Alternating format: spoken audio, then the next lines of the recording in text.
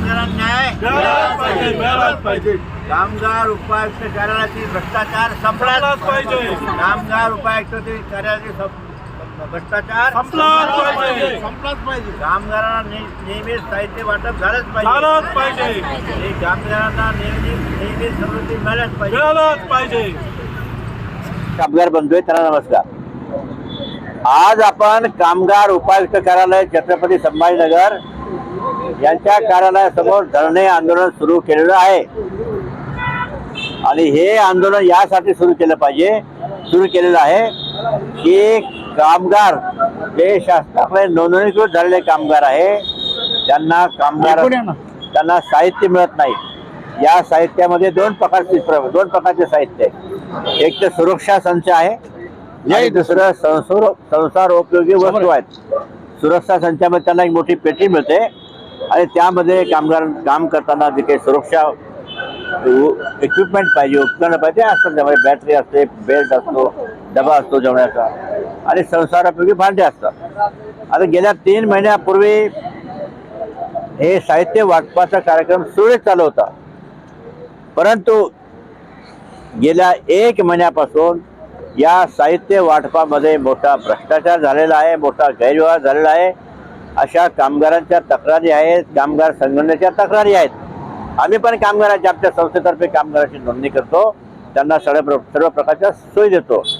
तर जे कामगार नोंदणी करतात, आता आपल्या जिल्ह्यामध्ये 65,000 पेक्षा जास्त कामगार असे आहेत की त्यांना साहित्य अजून मिळालेलं नाही आहेत.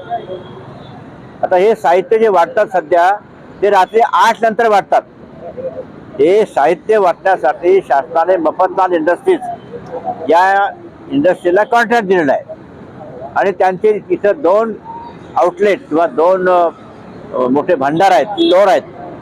त्या ठिकाणाहून ते हे वस्तू वाटतात. एक भांडार आहे MRDC चिकलठाण्यामध्ये लुपिन लॅबोरेटरी जवळ आणि दुसरं जे भांडार आहे, गोडाऊन आहे, ते दौलताबाद टी पॉईंटला आहे. आता हे कामगार साहित्य वाटण्यासाठी दिवसा 10 ते 5 या दरम्यान साहित्य वाटलं पाहिजे. हे संध्याकाळी 8 नंतर लाईट लावून साहित्य वाटतात आणि याच्यामध्ये मोठ्या प्रमाणाचा गैरव्यवहार होतो. पैसे घेतले जातात, असं कामगार तक्रारी आहे. पैसे घेतले जातात. याशिवाय जे आपल्या औरंगाबाद जिल्ह्याचे मंत्री आहेत, मी नाव घेत नाही, आमदार आहेत, त्यांच्या शिफारशीप्रमाणे कामगारांना वस्तू दिल्या जातात. अरे मग जे आमदार आहे, आम्ही समजा एका तालुक्यात राहतो, या ताई एका तालुक्यात राहतात, यांना मिळत नाही. ते आमदार मंत्री सांगतात या तालुक्यामध्ये या लोकांनाच द्या. तर हा मोठ्या प्रकारचा गैरव्यवहार आहे. मी एका त्या मफतलाल इंडस्ट्रीच्या प्रतिनिधीला काल विचारलं, तो पण नाही गव्हर्नमेंटचे जे काही आमदार असतील, खासदार असतील, मंत्री असतील, त्यांना प्राधान्य दिलं पाहिजे. अरे म्हटलं कुठे घटनेमध्ये अशी तरतूद आहे की बाबा की त्यांना प्राधान्य दिलं पाहिजे? म्हणजे काही पण म्हणाले तसं बोलायचं. आणि कामगार इतके बिचारे गरीब आहेत, अशिक्षित आहेत, ते इथे येतात, 2-2 दिवस उपाशी राहतात, त्यांना योग्य मार्गदर्शन मिळत नाही, त्यांना त्यांच्या वस्तू कधी मिळणार हे कोणी सांगत नाही. अशा प्रकारचा अन्याय चालू आहे आणि कोणी बघत नाही. आपल्या जिल्ह्याचे सर्व मंत्री, आता मी काय बोलणं योग्य नाही आहे. पण कामगार उपायुक्तांचं असं म्हणणं आहे की आम्ही संध्याकाळी याच्यासाठी वाटतो, सगळे मजुरी करतात, त्यांचा रोज बुडू नये म्हणून आम्ही संध्याकाळी रात्री 8 नंतर का नाही सर, 8च्या नंतर देवी पैसे पाणी घेऊन काम करतात लोक. अरे 5 नंतर करा ना बाबा. आणि असं कोण म्हणतं की आमचा रोजगार बुडतो म्हणून? हे खोटं सांगतात, ते खोटं सांगतात. काय बिचारे दिवसभर असतात इथे. अहो तुम्ही चिकलठाणा गोंडवला जा, मी स्वतः जातो आहे. नंतर 8च्या नंतर कोणी 1,500 घेत आहे, कोणी एजंट लोक 2,000 घेत आहे आणि 8च्या नंतर 9च्या नंतर गोडाऊनला बोलवत आहे लेडीजला. पण एजंटच्या बाबतीत त्यांनी असं सांगितलेलं आहे की बा एजंटशी संपर्क साधू नका, कोणी जर पैसे मागत असेल तर. पण खेड्यातला खूप कोण आहे साहेब? आता तुम्ही तारीख दिली त्यांनी गोडाऊनवाल्यांना वाटायच्यासाठी, तारीख दिली, पब्लिक तिथं 1,000, 1,500, 2,000 जाती. तारीखला ते वेळेवर माल उपलब्ध होत नाही. पब्लिक बसून कंटाळून चालले जाते, कंटाळून जाते पब्लिक. आणि यापूर्वी दिवसा वाटत होतं ना, खेडेगावातले मी स्वतः गेलो तिथे, मला माहित आहे. सकाळी 5 वाजता निघताय. खेडेगावची लोक 5 वाजता निघल्याच्या नंतर 7 वाजेपर्यंत नंबर लावते, तरी पण हे गोडाऊन लोक लगेच गेटच उघडत नाहीये. डायरेक्ट नाही म्हणते, वाटपच करत नाही. सगळ्या पब्लिकला पळून देते आणि मग नंतर 8च्या नंतर मग एजंट लोकांना फोन करते आणि म्हणते तुमचे कोणते कस्टमर बोलणार आहे आणि आमचं बोलणार आहे. मग 9च्या नंतर त्यांना पेट्या वाटप करते. तिथं पैशाची मागणी होत असते का? हा पैशाची. मग नंतर 8च्या नंतर 1,500 एका कस्टमरकडून 1,500, एकाकडून 2,000, एकाकडून 1,500, एकाकडून 500 रुपये अशी जशी दिले गरीब लोकांना तशी घ्यायचं काम करते ते. आणि नंतर 9च्या नंतरच वाटप करते. हा?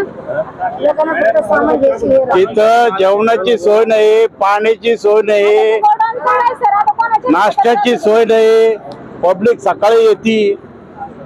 सर आता आपण काय मागणी करायला यामध्ये? आमच्या मागण्या अशा आहेत की कामगारांची नोंदणी ज्या तारखेला होते त्या तारखेपासून पुढचे कामगार जे आहेत त्याचं सिरियल नंबर प्रमाणे त्याच्या ज्येष्ठतेच्या यादीनुसार क्रमांकानुसार सिनियरिटी लिस्ट त्याच्याप्रमाणे वाटप करावं. समजा तुमचा नंबर 1 आहे, जानेवारीमध्ये 1 जानेवारी नोंदणी झाली, यांचा 2 आहे, यांचा 5 आहे, यांचा 10 आहे, याच्याप्रमाणे वाटा. त्याचा 100वा नंबर त्याला अगोदर देतात. त्याच्यामध्ये काही नियम नाही, काही नाही, वाटते असं वागतात. दुसरं रात्री वाटतात, ते दिवसा वाटा. तिसरं जेव्हा वाटायचं आहे त्याचं टाइम टेबल तयार करा, शेड्यूल, किंवा या तारखेला या गावच्या लोकांना किंवा हे कामगार 100 कामगार त्याला वाटणार. तर मनात येईल तेव्हा वाटतात. भांडवलदारांची भांडवलशाही संपुष्टात आली पाहिजे. कामगार जो अन्याय होतो, जो भेदभाव होतो तो संपुष्टात आला पाहिजे. आणि कामगारांना मागच्या इतिहासातले कार्ल मार्क्स यांनी जे नियम बनवून दिले होते ते कामगार उपायुक्ताला ते समजून सांगितलं गेले पाहिजे पुन्हा एक वेळेस. आणि जे कामगार अधिकारी आणि कर्मचारी जे कामगारावर अन्याय करताय त्या अन्यायाला कुठेतरी वाचा फोडण्याचं काम आता झालं पाहिजे. कारण की याच्यामध्ये जे भांडवलदार लोक आहेत ते कामगार अधिकारी आणि कर्मचाऱ्यांना पैसे देऊन त्यांचा मनमानी नियम लावत आहे. त्याच्यामुळे कामगाराला जे संसर्गिक साहित्य, सुरक्षा संच आणि स्कॉलरशिप लाभ, मुक्त लाभ हा त्यांच्यापर्यंत पोहोचत नाहीये. हा कुठेतरी विचार झाला पाहिजे. तुमचं उपायुक्तांशी काही याबाबत पूर्ण झालं? काल आम्ही त्यांना संध्याकाळी निवेदन दिलं. संध्याकाळी 4 वाजता सहाय्यक आयुक्त बोरसे साहेब तिथं होते. ते असं म्हणाले की नाही आम्हाला आमदारला अगोदर द्यावं लागतं, मंत्र्याला अगोदर द्यावं लागतं. त्यांना विचारलं अशी कुठे घटनेत तरतूद आहे का? किंवा शासनाचे आदेश आहेत ते काही GR मध्ये यांना अगोदर द्या, यांना नंतर शेवटी द्या, असं काही नाही आहे. ते गप्प बसले.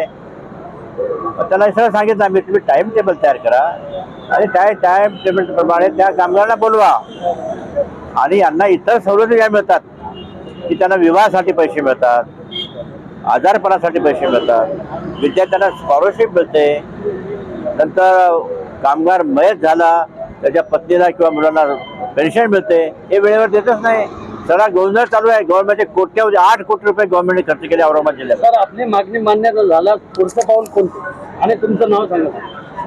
आमची मागणी मान्य झालं नाही तर मोठ्या प्रमाणात मुंबईला आंदोलन करू. सरकार तुमचं आहे, तुम्ही सरकारमध्ये आहात. हो. मंत्र्यांशी याबाबत काही चर्चा करणार का? त्यांच्या कानावर मी कामगार आयुक्तांना भेटायला गेलो होतो, सुरेश खाडे साहेब. तर ते विधानसभेला तेव्हा सेशन चालू होतं. ते म्हणे सकाळी या. त्यांचे प्रायव्हेट सेक्रेटरी होते, त्यांना पत्र दिलं. तर प्रायव्हेट सेक्रेटरी त्याच्यावर लिहिलं की हे पत्र कामगार उपायुक्ताला पाठवा.